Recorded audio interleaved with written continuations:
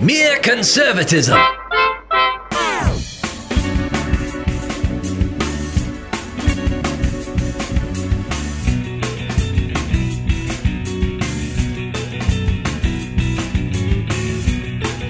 All righty, and off mic, David and I were having a little conversation about God being in control. Yeah, whereas being my normal optimistic self and talking about how through the rough times, the bad times, and the good times, God is still God, and He's still just as in control when things seem totally crazy as He always was. And one thing to remember, Cleve, as we live in this world, is that the world is not a safe place.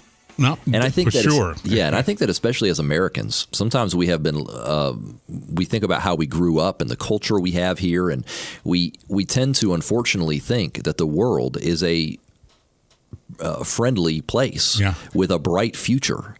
I think we're getting schooled on that notion. Yeah, and while it has been for many of our lives, most of your life, you could look ahead, Cleve, and think about the bright future in this wonderful country that we live in.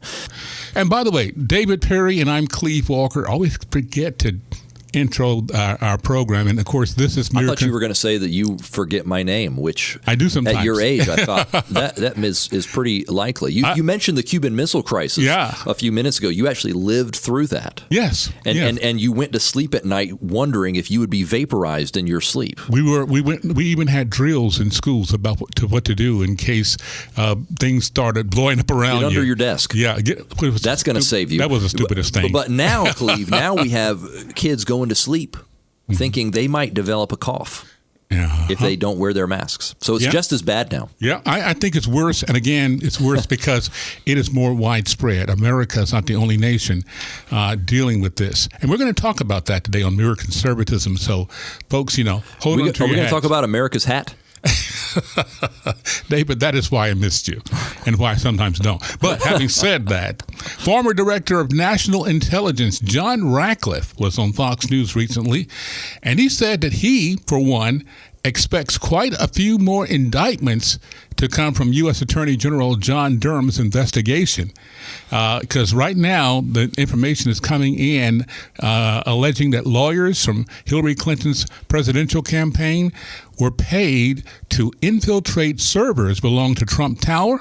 And that's not the only thing, but even when it was in the White House, they were still doing it. So this could be some serious stuff, David, and it's looking... I, for one, am one of those people who are kind of pessimistic about it. I don't think we'll ever get to Hillary Clinton.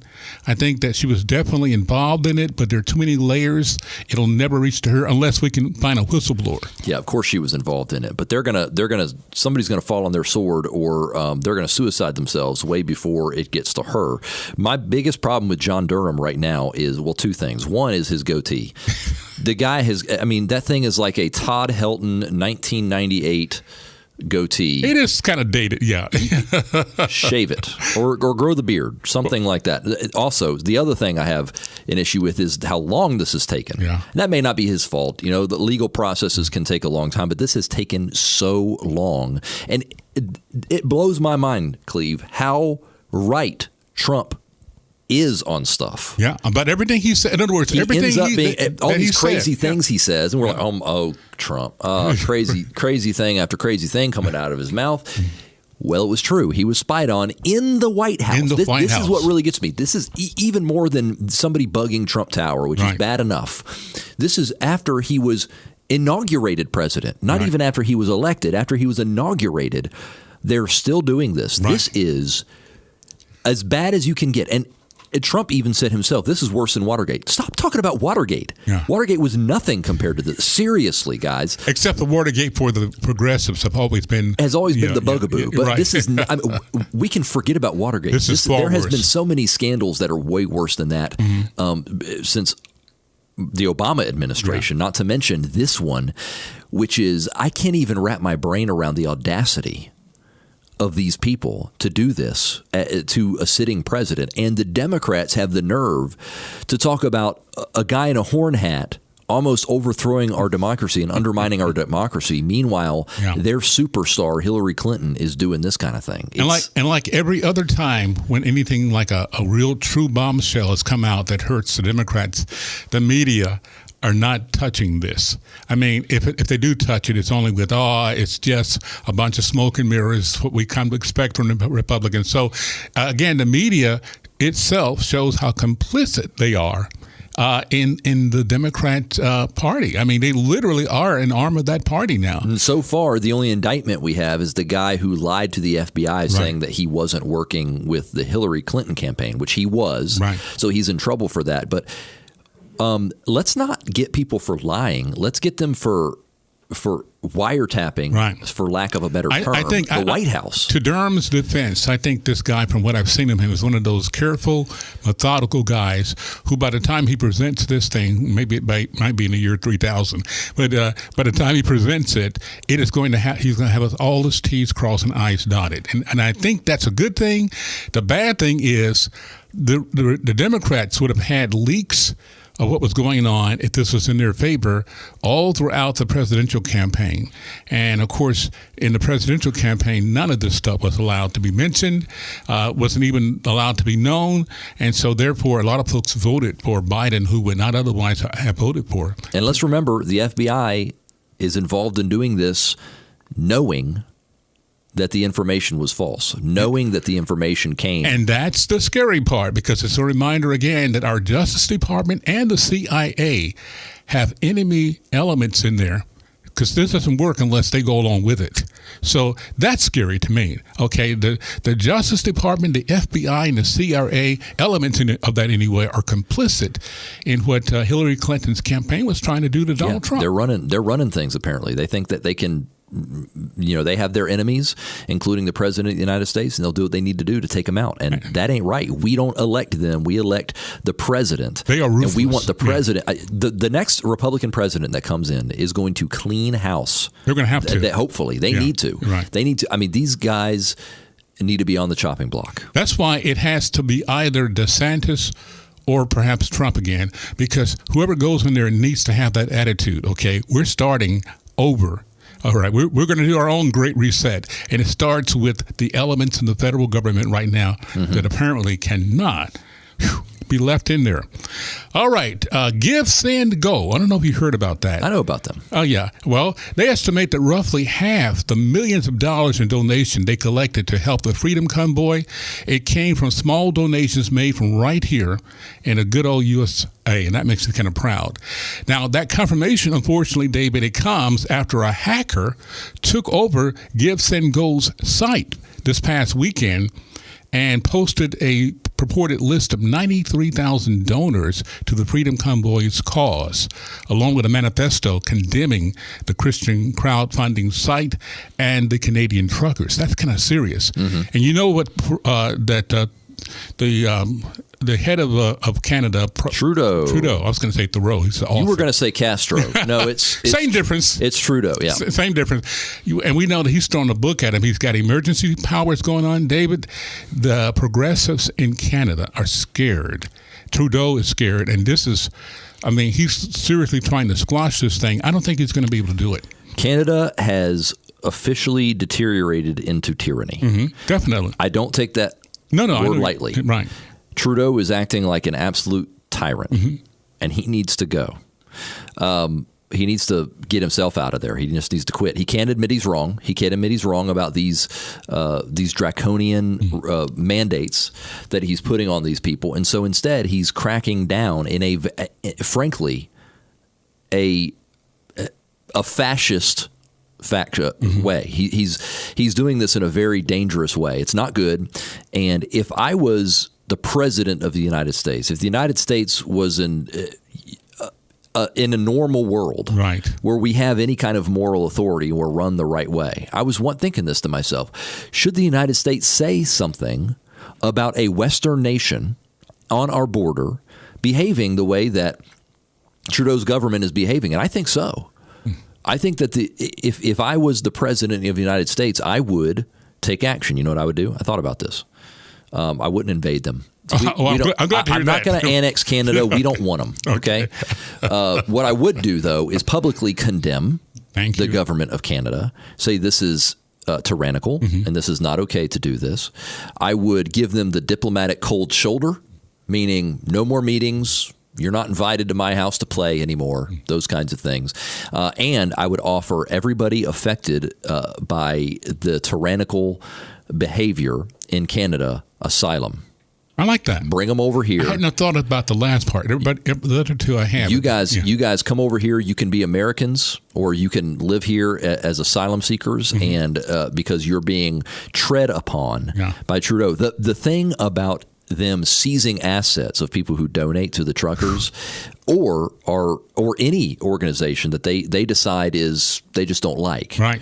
They are taking action here, Cleve, that is so abusive to their people that it's beyond the pale. I mean, you were talking about they're wanting to destroy these truckers. It's not a matter of them stopping what they're doing. They want to destroy them. They want to be able to impound their trucks, like I said, close their bank accounts. They want to be able to do all those things. And I'm with you. Golly, this guy has shown that he has delusions of grandeur, and he thinks he is living in a socialist dictatorship. Yeah, and this is Canada, which, by the way, was already imprisoning people for speech. That's true. Good point. And they were cracking down on religious speech, especially. Yeah.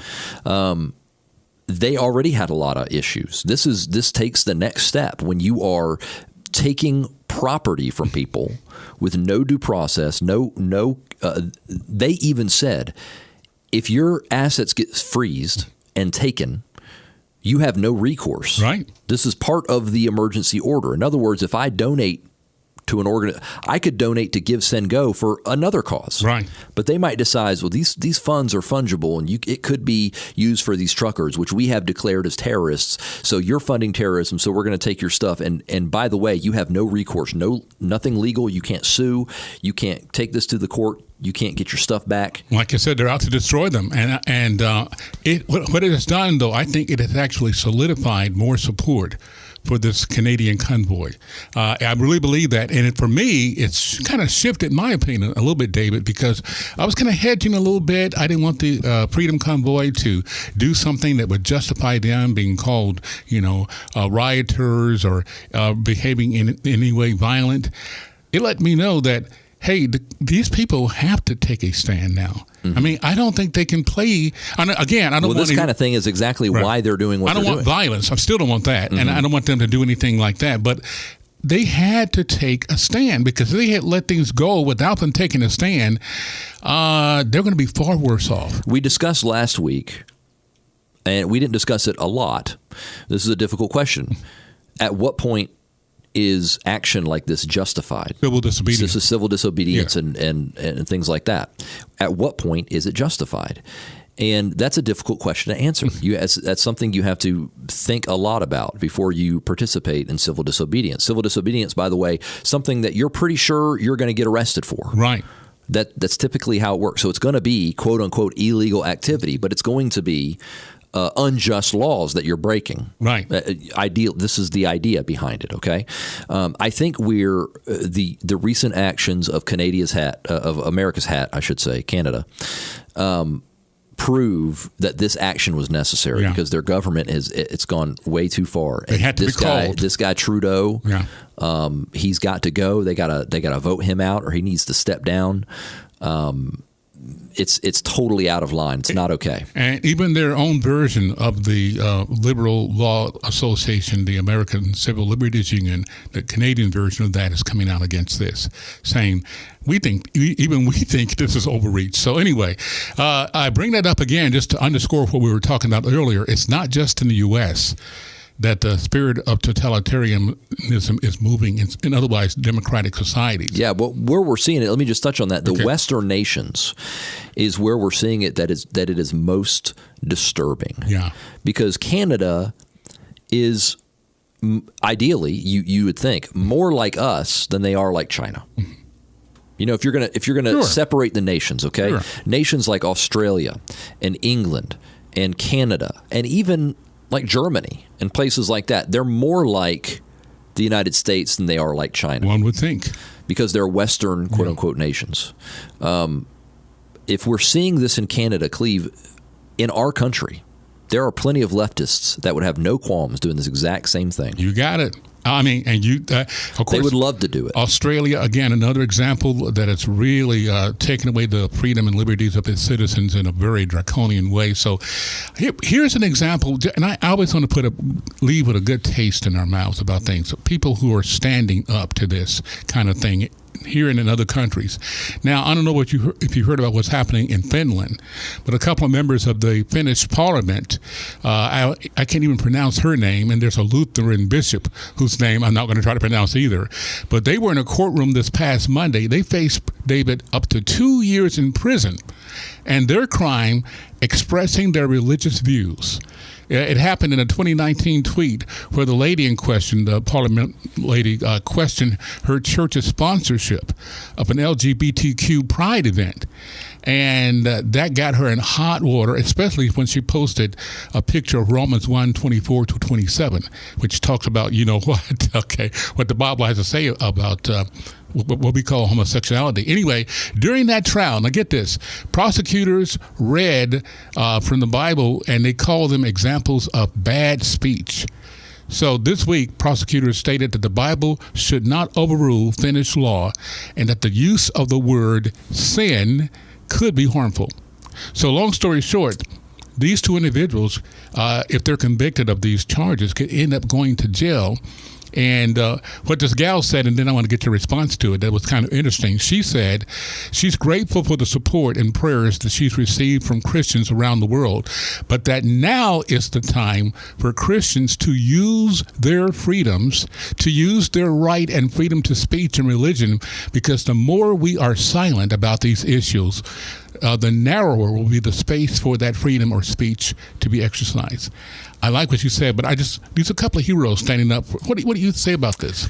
Well, some things are true, Cleve. Mm-hmm. Some things are true. Some things are wrong. Mm-hmm. Some things are right. Mm-hmm. And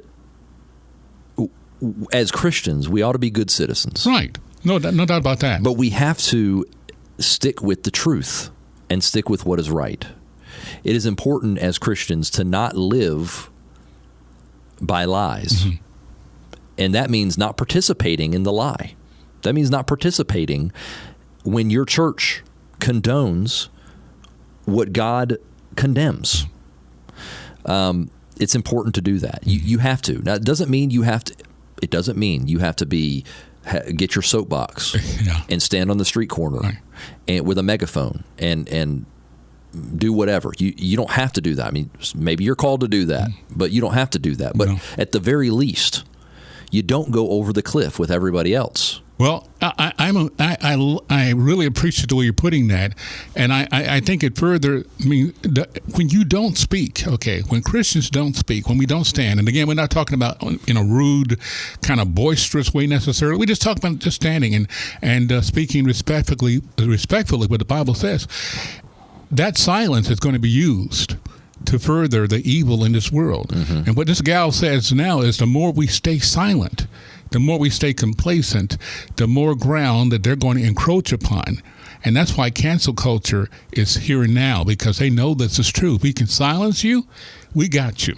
And all I'm trying to say is it's time, particularly for people of faith, but conservatives and people who love liberty, it is time like never before to speak out and stand up and not be cowed into silence. Yeah, we can take a cue from Peter in the book of Acts when he stood before, I don't know if it was the Sanhedrin or if it was the Roman court, but basically just said, we can't be silent and follow God's law. Mm-hmm. There's man's law and there's God's law, and God's law is supreme. Yeah. And there are some Christians, Cleve, that just believe, I hate this, but they actually believe that they are to be meek and mild. And that means keeping their mouth shut and going along and making people feel good and being sweet and all that stuff. And there's nothing wrong with being sweet. I'm a sweetie. Aren't I, Cleve? Well, I'm such I don't know sweet if that's guy. the first word that jumps to mind. Well, it's on the list. Okay. It's pretty far down there, but it's on the list. But everybody has their calling. Yeah. And some people's calling is to be the voice crying out in the wilderness. Right. That is not going to go over the cliff. That is not going to allow a lie to fester and for us to live our lives in accordance with that lie. I'm not going to do it, and I'll be sweet the whole time. All right. I like the way you put that. But we can't do that anymore. And what this woman is talking about is stewardship. Yeah. What it communicates to me in our country, because we have the First Amendment in our country. They don't have that in Canada. They don't have that in other places. But we have enshrined in law that we're supposed to be able to express ourselves without fear of reprisal. And right now in our culture, we have maybe not always the government like they do in Canada cracking down on us, but we have the government ceding that authority to corporations that then take our First Amendment rights. You got it. And they frame the discussion. They change the Overton window. They destroy our culture and our way of life and our values. We have to do what we can to fight against that. That means speaking out. That also means being creative about how we maintain and steward this right that we have in our country. No arguments here, preaching to the choir, but since you brought up... You're not in the choir, are you, Cleve? Yes, I am. I find that hard to Pretty believe. good singer, too. But since you brought up corporations who are complicit in this country, especially with the woke movement, the company Levi, a company that I actually like, okay, one of the presidents of their division was a lady named Jennifer Say, I think it's Say. Anyway, she was recently forced out of her role as president for speaking out publicly against California's COVID-19 school closures. She was forced out. And they offered her, by the way, $1 million in her departing contract if she didn't talk about why she was let go, why she was pushed out. David. That's odd. She said no to $1 million as part of her closure contract. She's a mom of 4 and longtime Levi's employee, but she said, I turned it aside because I didn't want to sign. It was called a non-disclosure agreement, what it was. I didn't want to sign that because people need to know what happened. I need to be honest about what happens. So she said she's basically going around now on the news circuit, the ones who will actually interview her, and tell her what corporations do with otherwise productive employees who are doing their job, but if they don't toe the woke line, this is what they do. And even people in high leadership like she was, she's a hero in my point. It takes a lot of courage to do what she did. Would you turn down $1 million? Maybe it's in her genes. Would you turn down $1 million? You I heard that. I heard that. I'm sorry. Laugh I heard at my that. joke. Yeah. Would I turn down $1 million? Well, I would like to say yes. I would like to say yes. I don't know.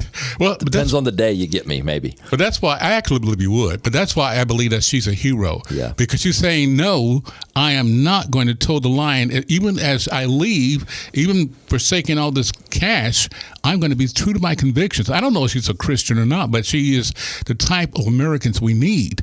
The pushback is coming. I'm glad to say it's a long time coming, but it is coming. I hope that it's enough, Cleve. I don't know, man. At this point in our country, it's not just our country. No. Like as you've been mentioning during this podcast, it is a global phenomenon. Yeah. What is happening? Go ahead. There are a lot of forces at work here, and as we said, the world, it has a bright future, but before that happens, it has a pretty dark path that we know is coming. And that future is not brought about by the works of man. No. I want to stress that. No. So that's there's that too. So my point is, we do have heroes. We do have folks who are stepping up, standing out, not backing down. We only because David and I are Christians, we only kind of get on the American church more so than others, because really we ought to be in the forefront of all this as believers, especially freedom of religion and the freedoms that have allowed us to express our faith. So there are some heroes, David, and I don't know what the future holds. I don't know if we're going to make it or not. I know without God, we're not going to make it. I just believe we are. I think God has better plans for this nation than what this progressive spirit is trying to do. I really believe that. Mm-hmm. I believe we're going to see, for lack of a better term, breakthrough. Okay. I hope so. Of God. I hope so. I really do. Well, you're not by yourself there. So one more thing I want to ask you, and since you're here, and that is simply this. Do you think we're going to war? I mean, when I say we, I don't mean we. Do you think Russia is going to start a European war with the Ukraine? I think yes. Okay. And why? Well, because you asked me a question, and it's, in my brain, it's a little 50-50, so I went with the war.